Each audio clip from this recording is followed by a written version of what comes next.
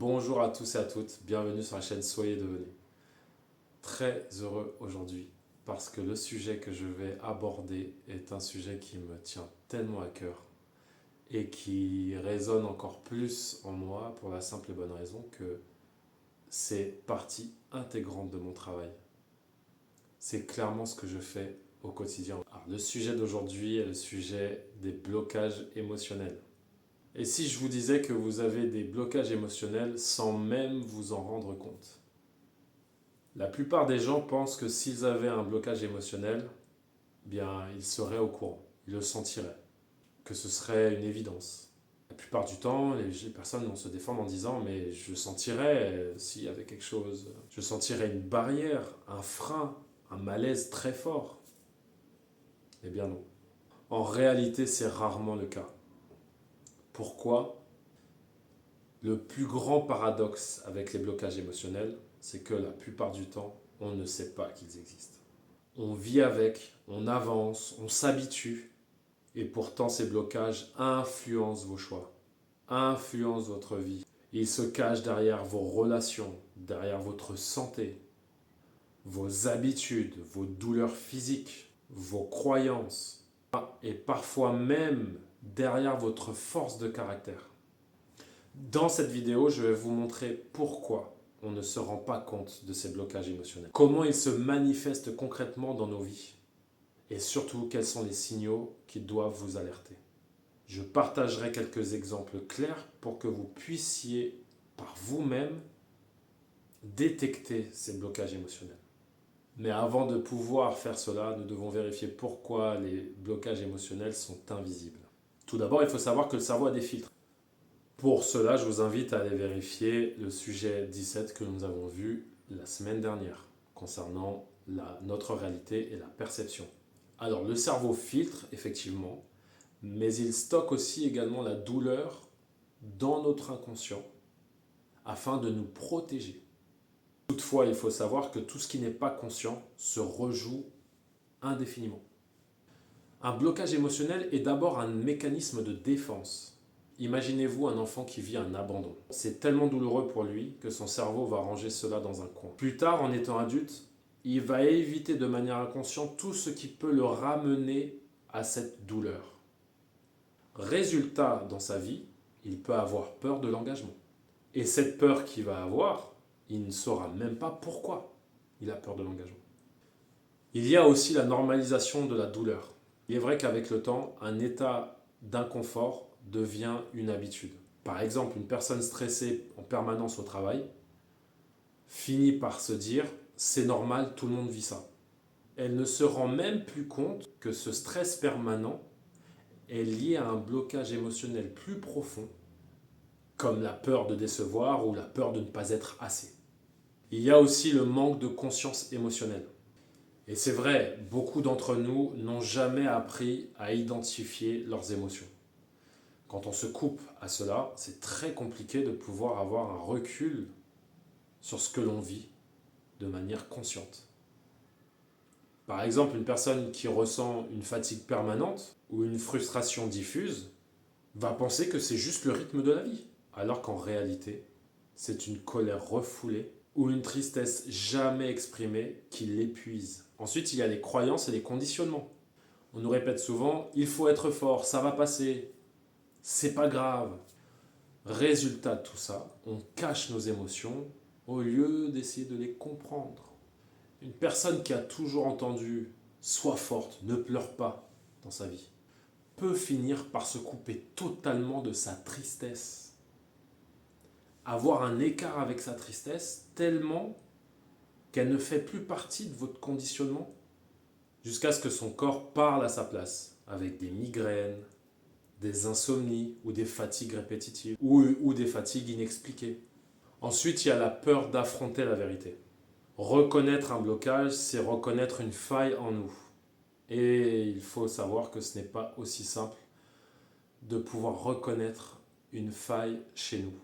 Surtout lorsqu'on a un ego qui est relativement surdimensionné et même des fois où l'ego est juste à sa bonne mesure, c'est quand même compliqué. Reconnaître un blocage, c'est parfois reconnaître une faille. ou même remettre en question ses relations. Par exemple, une personne qui s'étouffe dans son couple, elle sent qu'elle s'étouffe dedans en tout cas, mais elle préfère se dire non, tout va bien, plutôt que d'affronter la réalité d'une relation qui ne lui correspond plus. Pour terminer, il y a le corps qui s'adapte.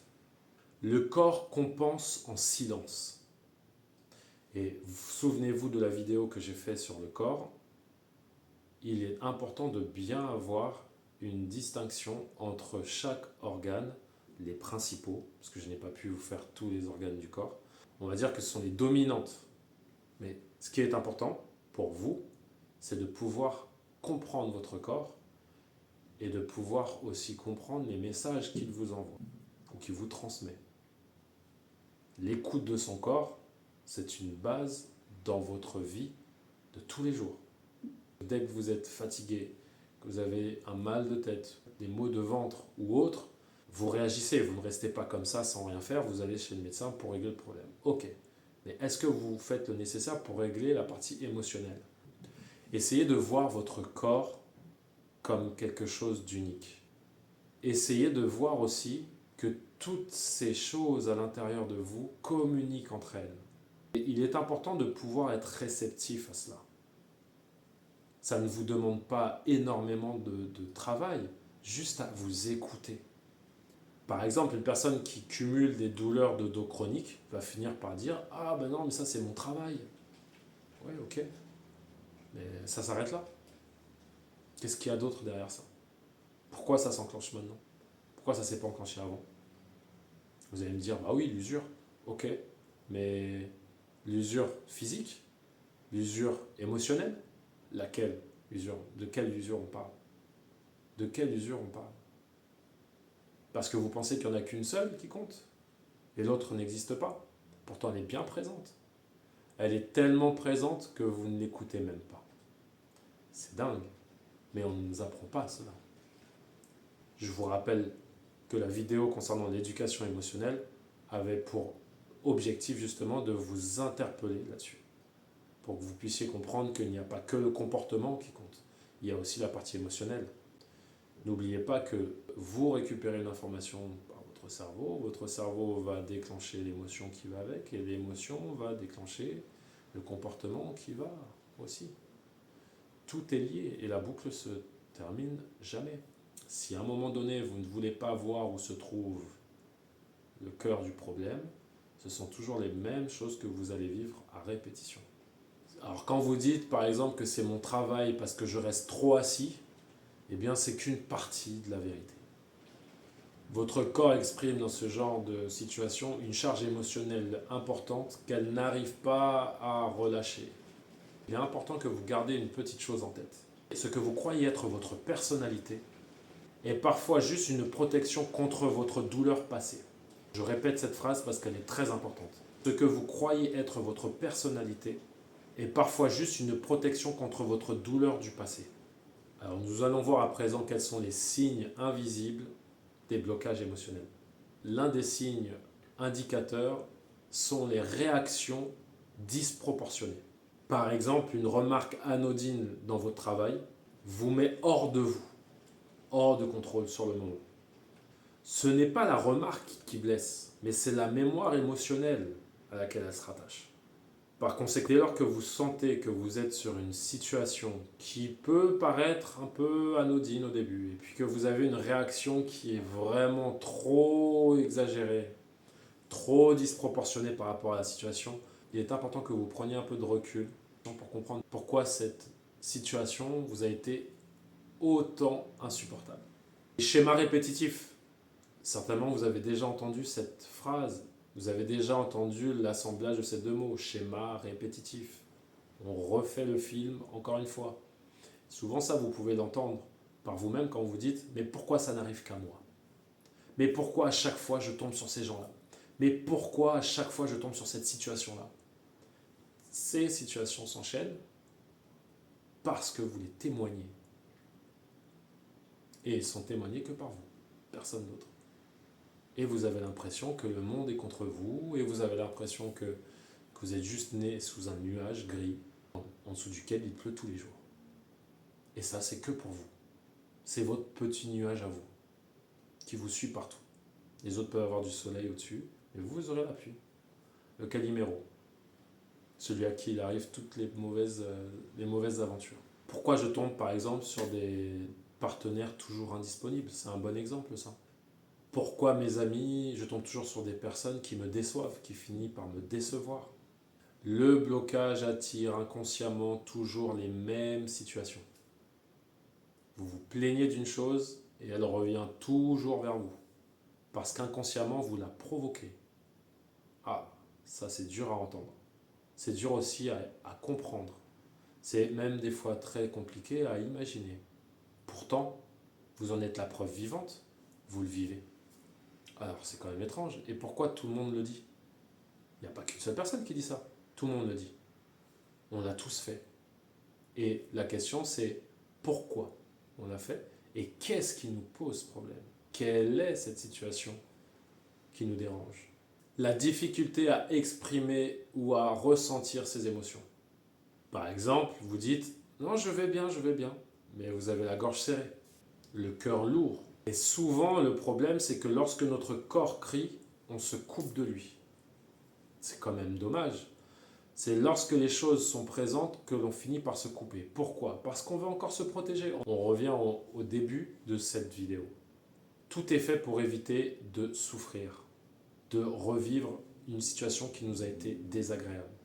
Donc tout ce qui peut, à un moment donné, revenir à vous ou ressembler un petit peu à ce qui vous a fait du mal dans votre passé, vous allez tout faire pour l'éviter. Alors, assez paradoxal avec ce que je viens de vous dire avant, parce que vous allez le revivre, parce que inconsciemment vous le provoquez. Donc la provocation est faite, donc la situation revient à vous. Mais vous allez vous protéger après. Finalement, c'est quoi? C'est comme si en fait on faisait un parcours en boucle, sans fin. C'est un parcours sans fin, que l'on répète, que l'on répète, que l'on répète. Jusqu'à ce qu'à un moment vous en ayez marre de rester dans cette boucle, dans ce cercle où vous avez l'impression finalement que vous revivez à chaque fois la même chose et que rien ne se passe. Vous avez une véritable envie de ne plus vivre ça, mais c'est exactement cette chose qui revient à chaque fois vous faire coucou dans votre vie. Les tensions physiques inexpliquées font partie aussi du lot. Là, je reviens sur la douleur, les situations que vous pouvez avoir vis-à-vis de votre corps, migraine, douleur au ventre, insomnie. Finalement, l'émotion ne parle pas, le corps le fait à votre place. C'est-à-dire, si vous étouffez votre émotion, c'est le corps qui va réagir. Parce que n'oubliez pas que dans la boucle dont je vous ai parlé, c'est le comportement vient juste après l'émotion. Si l'émotion reste bloquée, le corps doit parler. Ouais. Donc le comportement vient par la suite. Mais qu'est-ce qui se passe vis-à-vis de ça? Comment cette émotion va circuler dans votre corps? Qu'est-ce que cette émotion peut provoquer à votre corps? Quand on parle de certaines maladies, des maladies qui ne se rattrapent pas forcément. Des maladies qui sont complexes, comme le cancer. Est-ce que vous savez que le corps pouvait provoquer cela? Par défense, finalement. Vous allez provoquer des choses en vous et ces choses vont se répercuter dans votre corps. Parce que vous n'aurez jamais fait le nécessaire pour évacuer cette situation. Vous la maintenez, vous la conservez et elle vous diminue à petit feu au niveau de votre corps, au niveau de votre esprit. Ça devient compliqué. C'est comme si je vous disais que on gonfle un ballon de baudruche. On le gonfle, on le gonfle, on le gonfle indéfiniment. À un moment donné, il éclate. Et c'est logique. Eh bien, c'est exactement ce qui se passe à l'intérieur de vous. Une émotion refoulée. Elle va se cumuler, elle va prendre de la place. Cette émotion va tellement être lourde qu'à un moment donné, elle finira par avoir un impact sur votre corps physique. L'émotion n'est pas forcément palpable, c'est quelque chose qui émane de nous. C'est une question d'énergie. Il y a plein de choses qui se passent au travers du corps par rapport aux émotions. Quand je souris, c'est parce que je suis heureux. Quand je suis triste, mes yeux pleurent. Quand je suis en colère, j'ai le corps qui se contracte. Il se passe des choses lorsque je ressens des émotions. Quand j'ai peur, mon cœur sursaute.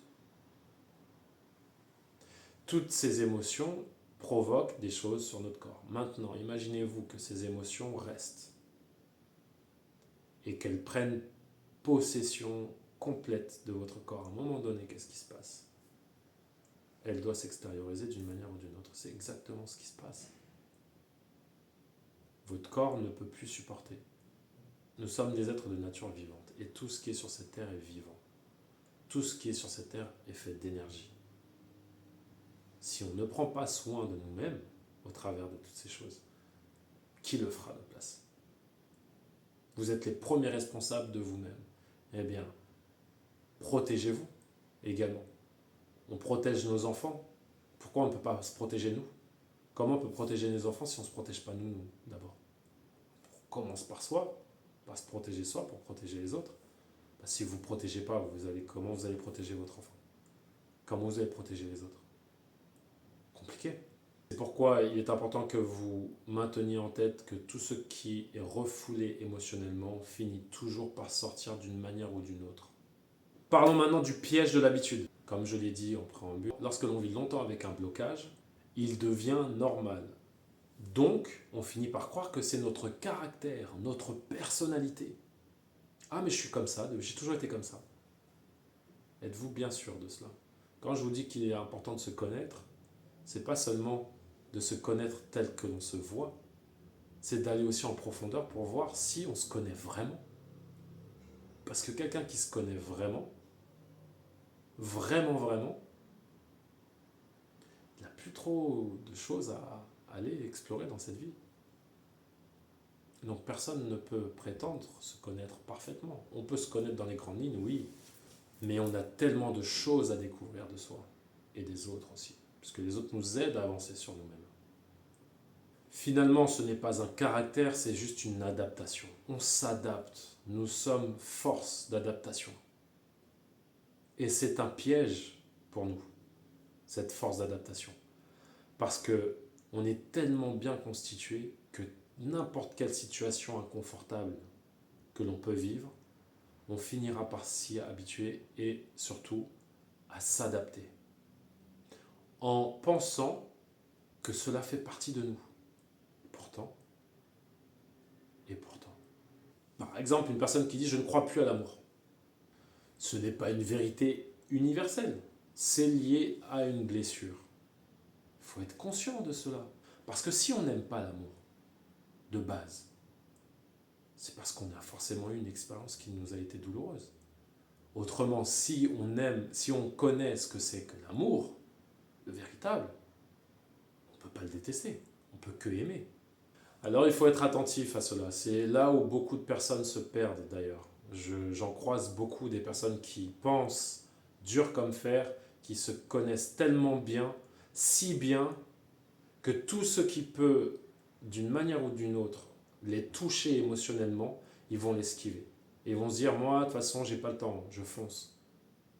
Les carriéristes, certaines personnes qui ont envie d'aller très vite dans un objectif, ils peuvent être malades, ils peuvent tomber malades, elles peuvent rencontrer des difficultés complexes devant elles. Rien ne les arrêtera. Elles continueront toujours leur course, malgré tout. Parce qu'elles sont fortes, parce qu'elles ne se laissent pas abattre, parce qu'elles ont un objectif et elles iront au bout. La vie n'est clairement pas un sprint. Il faut être relativement conscient sur le fait que vous faites une course effrénée dès le départ, vous allez vous fatiguer très vite. Très très vite. Prenez votre temps. Prenez votre temps pour aller jusqu'à la ligne d'arrivée. Certaines personnes veulent aller tellement vite jusqu'à la ligne d'arrivée qu'elles finissent par oublier qu'il y a beaucoup de chemin pour y arriver et que le temps fera les choses. Et ce n'est pas parce qu'elles essaient d'écourter ce temps qu'elles arriveront forcément à la ligne d'arrivée. Maintenant, posons-nous les bonnes questions. Comment reconnaître les blocages émotionnels?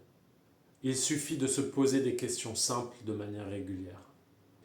Et je vous invite à noter ces questions puisqu'elles sont relativement décisives pour pouvoir identifier vos blocages émotionnels.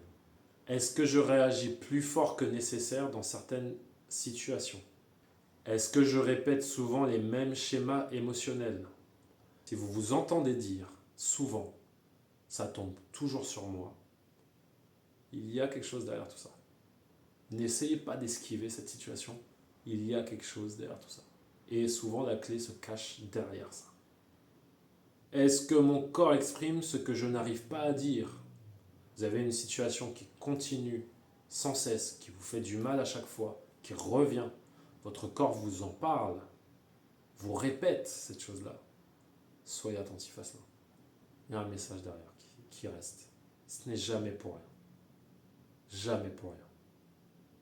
Est-ce que je me sens en décalage entre ce que je montre et ce que je ressens? Je ne vous cache pas que seul, c'est pas forcément évident de répondre à ces questions. On manque de recul, on se juge, on se ment à soi-même. C'est justement là où j'interviens. Mon métier consiste à réaliser justement ce travail avec les personnes que j'accompagne. C'est justement là que j'interviens, dans ce genre de situation. J'accompagne des personnes afin de les aider à identifier ces blocages émotionnels, pour leur permettre de les comprendre et surtout de cohabiter avec jusqu'à ce qu'elles puissent se rendre compte qu'elles n'ont plus besoin de cela. La vie des personnes change drastiquement et c'est important de pouvoir passer par ces étapes-là pour pouvoir se libérer dans sa propre vie. Plutôt que de rester derrière un masque toute votre vie, prenez votre envol pour vivre votre vie pleinement et ne plus revivre toujours ces mêmes problématiques, ces situations qui reviennent en boucle. Si vous sentez que certains exemples de ce que je vous ai exposé vous concernent ou que vous vous sentez concerné par ce sujet en tout cas, je vous invite à prendre un rendez-vous directement avec moi. Dans mon descriptif, vous avez le lien créneau libre et vous pouvez tout simplement prendre un rendez-vous avec moi. Voilà, on pourra travailler sur ce sujet de manière individuelle et c'est tout l'objet justement de mon travail.